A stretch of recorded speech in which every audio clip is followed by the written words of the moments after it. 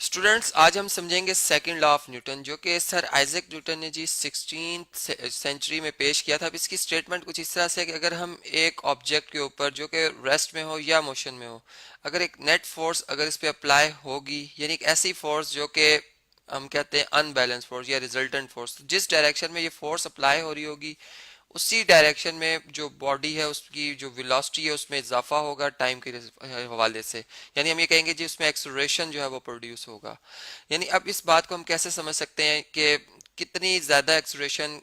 एक बॉडी में हम प्रोड्यूस कर सकते हैं जबकि उसका एक मास जो है वो जो कोई एक ख़ास वैल्यू रखता हो, ठीक है। या अगर मास कम कर दें तो एक्सेलरेशन कितनी होगी या फोर्स कितनी लगेगी, यानी इन तीनों में आपस में क्या रिलेशन है, अब उसको हम स्टडी करते हैं। यानी हमने ये देखा कि जैसे एक छोटा बच्चे को अगर हम देख लें कि वो एक पत्थर जो है, एक ऑब्जेक्ट पत्थर चले हम ले लेते हैं, इसको वो फेंकता है, तो वो इसको एक ख़ास डिस्टेंस पे फेंकता है, फर्ज करें 2 मीटर दूर तक फेंकता है और उसमें एक ख़ास एक्सप्रेशन प्रोड्यूस करता है। उसकी निस्बत अगर एक बड़ा आदमी जो कि यही पत्थर जो है वो उठाता है और इसे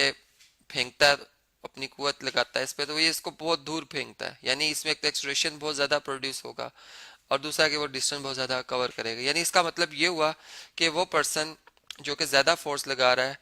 एक कांस्टेंट मैस के ऊपर, यानी अगर आप देखें तो पत्थर वो हमने सेम रखा है, जिसका मैस हम चले 1 kg कह रहे हैं और इधर भी हम 1 kg कह रहे हैं, तो वो हमने कांस्टेंट रखा।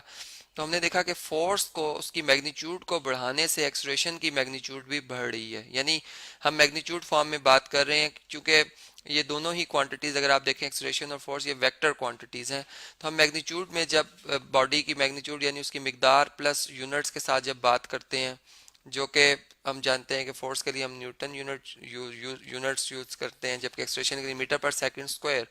तो यहाँ पे अगर हम देखें तो ये हमारे पास एक रिलेशन आ रहा है जो कि डायरेक्ट वेरिएशन का है। यानी फोर्स बढ़ती जाएगी तो एक्सलेरेशन भी बढ़ती जाएगी उस वक्त जिस वक्त हमारा मास जो है वो एक कांस्टेंट हो। लेकिन अगर हम मास तब्दील कर रहे हो तो फिर जो एक बात कि अगर हम चलें इसको भी देख लेते हैं कि फिर क्या होगा जी। तो हम उसमें यूं कर लेते हैं कि अगर चलें मास को हम बढ़ाना चाहते हैं तो फिर हम फोर्स को फिलहाल कांस्टेंट रखते हैं। चलें फर्ज करते हैं ये जो पर्सन जो बच्चे की मैंने बात की थी कि यही पर्सन जो है एक उससे मैसिव यानी उससे थोड़ी भारी चीज, सॉरी, अगर मैं उसे उसका मैस बढ़ा दूं, यानी उसका मैस पहले अब पत्थर का मैस था 1 kg, अब उसको वो हम 2 kg या 4 kg चले बना लेते हैं। तो उससे क्या होगा कि अब अगर वो उसे थ्रो करता है तो अब वो उसको ज्यादा दूर नहीं फेंक पाएगा और उसमें जो एक्सप्रेशन प्रोड्यूस होगी वो बहुत कम होगी बनिस्बत के उस छोटे पत्थर को जिसका के मैस कम था उसमें ज्यादा उसने एक्सप्रेशन प्रोड्यूस कराई। यानी हमने ये बात देखी कि मैस के इंक्रीज करने से, मैस को मैंने इंडिपेंडेंट एक वेरिएबल रखा, जब मैंने मैस को इंक्रीज किया तो एक्सप्रेशन जो है उसकी मैग्नीट्यूड डिक्रीज कर गई। और इसी तरह अगर मैं मैस को जो है वो यानी उसमें अगर कमी कर देता हूँ, ठीक है, यानी मैस कम से कम कर दूंगा तो एक्सप्रेशन ज्यादा से ज्यादा होगी उस कांस्टेंट फोर्स के। यानी फोर्स को इधर हम क्या रख रहे हैं, जो हम उस पर कुवत लगा रहे हैं ऑब्जेक्ट को फेंकने के लिए, वो हम कांस्टेंट लगा रहे हैं। तो इस तरह से हमें ये बात पता चलती है कि एक ही वक्त में जो एक्सप्रेशन का फोर्स से रिलेशन बनता है वो डायरेक्ट वेरिएशन का है, जबकि मैथ से जो है वो इसका इन्वर्स वेरिएशन का ताल्लुक बन रहा है। अगर इन दोनों यानी जो हमारे ये वेरिएशंस आ रही हैं, दोनों रिलेशंस आ रहे हैं, इन दोनों को आपस में कंबाइंड देखा जाए तो एक्सप्रेशन की मैग्नीट्यूड जो है वो फोर्स से डायरेक्ट है और मैथ से इन्वर्स है, इस तरह से एक रिलेशन बन जाएगा। अब ये हमारे पास प्रोपोर्शनैलिटी का साइन आ रहा है जिसे हम इक्वालिटी के साइन में अगर तब्दील करना चाहें तो हमें यहाँ पे कांस्टेंट ऑफ प्रोपोर्शनैलिटी इंट्रोड्यूस कराना होगा, जो कि मैं यहाँ पर अस्यूम कर लेता हूँ कि वो के है और ये एफ ओवर एम अपनी जगह पर एज इट इज है। अब अगर मुझे के की वैल्यू चाहिए, यहाँ पे मैं देखना चाहूंगा कि ये एक्सप्रेशन जो है वो फोर्स ओवर मास के कितने टाइम उससे कम है या कितने टाइम उससे ज्यादा है, यानी इनमें क्या रेशियो है सिंपल वर्ड्स में। तो रेशियो क्या होगी जी, के की वैल्यू हम कैसे कैलकुलेट कर सकते हैं, हम ये देख रहे हैं कि जो हमारे पास ये मैस है, ये अगर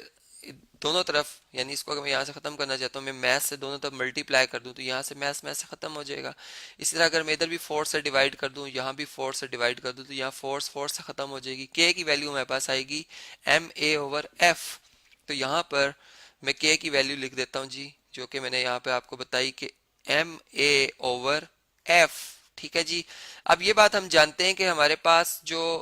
1 न्यूटन फोर्स है वो कितनी फोर्स को कहा गया है। यानी 1 न्यूटन फोर्स बेसिकली इतनी उसकी मिकदार होती है कि अगर मैं किसी बॉडी में जिसका मैस 1 kg हो, ठीक है, जैसे एक पत्थर है जिसका मैस मैंने 1 kg का है, और अगर मैं इसको इसको फेंकता हूँ, इतनी इतनी ताकत से फेंकता हूँ कि इसमें जो इसकी वेलोसिटी में तब्दीली आती है वो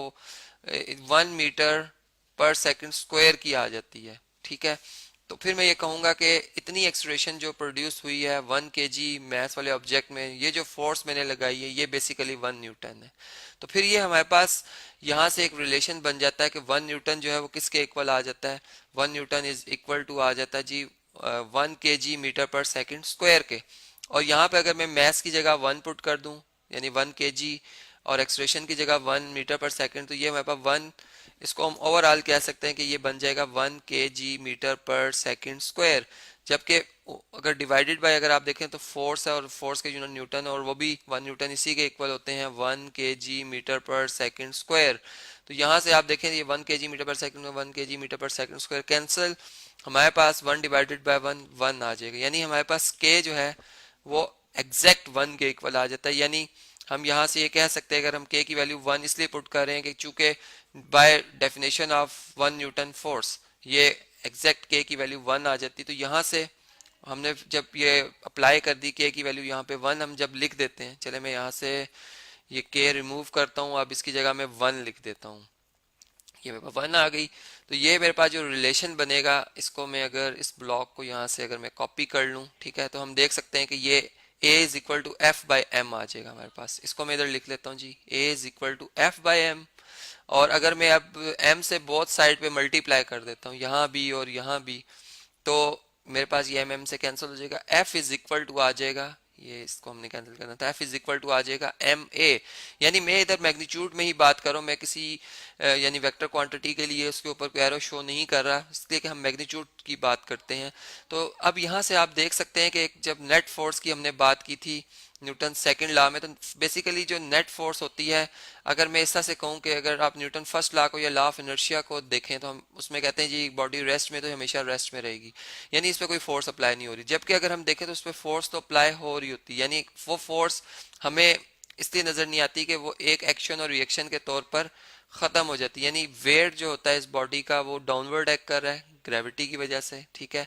ये W है। और जबकि जो सरफेस है अर्थ है, इसने इतनी ही फोर्स में इसको ऊपर उठाए हुए है, ठीक है, यानी ये नॉर्मल रिएक्शन हो गया। अब ये दोनों आपस में मैग्नीट्यूड में बराबर होती हैं, जिसकी वजह से नेट फोर्स जो होती है वो उस वक्त जीरो होती है, ठीक है। यानी फोर्स तो लग रही है लेकिन नेट फोर्स 0 न्यूटन है। अब हम ये बात करते हैं कि जब एक नेट फोर्स का अमल दखल शुरू होता है,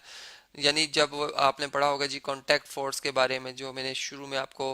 जो लेक्चर्स के अगर आप देखें तो उसमें बताया हुआ कांटेक्ट फोर्स, तो उसमें अगर आप देखें वो फोर्स जब हम उसको ओवरकम कर लेते हैं, फिर वो फोर्स जो कि एक बॉडी को एक डायरेक्शन में हम अप्लाई यानी उसके ऊपर हम लगा रहे होते हैं, जो कि उसमें एक